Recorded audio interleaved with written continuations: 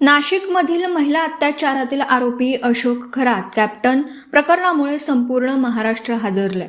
या प्रकरणाने महिला सुरक्षा, प्रशासनाची भूमिका आणि राजकीय जबाबदारी यावर गंभीर प्रश्नचिन्ह उभं केलं।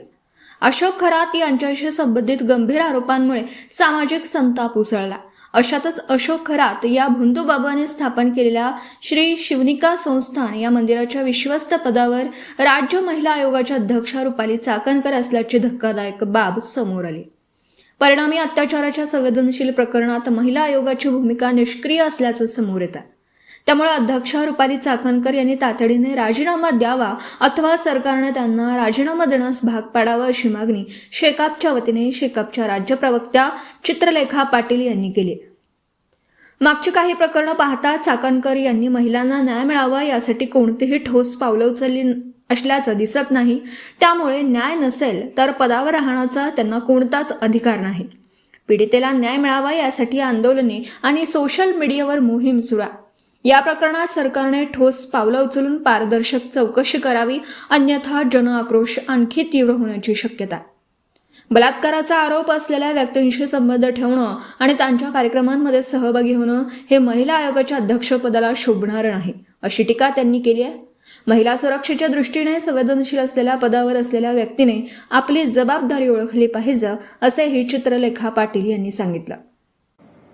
आज आपण पाहिलं तर दर मिनिटाला महिलांविरोधात 2 गुन्हे दाखल होत आहेत आणि अशा वेळी रुपाली चाकणकर ज्या महिला आयोगाच्या अध्यक्ष आहेत त्यांचे आपल्याला संबंध दिसतात क्रिमिनल अशोक खरात यांच्यासोबत।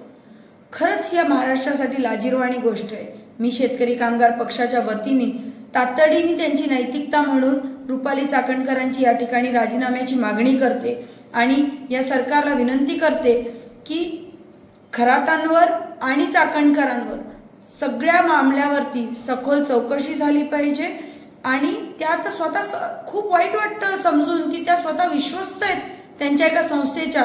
तुम्ही इमॅजिन करा, महिला आयोगासारखी बॉडी जी महिलांच्या सुरक्षिततेसाठी आहे, जी इतकी महत्त्वाचं त्या ठिकाणी त्याचं केंद्रस्थान आहे, अशा वेळी त्यांचे संबंध एका क्रिमिनल बरोबर, एका भोंदूबाबांबरोबर, त्यांच्या संस्थेबरोबर असणं ही खरंच विचार करण्यासारखी गोष्ट आहे। आम्ही शेका पक्षाच्या वतीने तातडीने त्यांच्या राजीनाम्याची मागणी करतो।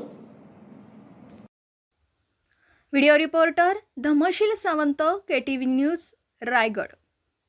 आपल्या परिसरातील बातम्या आमच्यापर्यंत पोहोचवण्यासाठी स्क्रीनवर दिलेल्या क्रमांकावर संपर्क साधू शकता। दूरध्वनी क्रमांक 9833235011।